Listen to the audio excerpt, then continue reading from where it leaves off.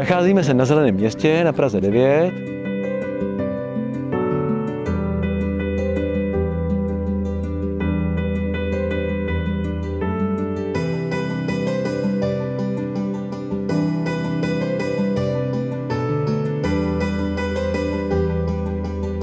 Já chci poděkovat Aramisu za to, že vlastně věnoval klíčový pozemek Praze 9 na školku.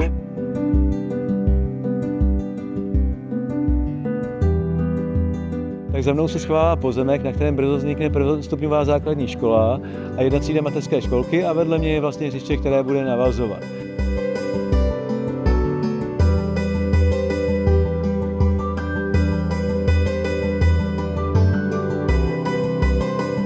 Tady jsme s Aramisem výjimečně silně spolupracovali a Aramis vlastně kromě toho, že nám daroval pozemky, tak za nás udělal i velkou část těch projekčních prací. A vlastně tu spolupráci dělá na excelentní úrovni.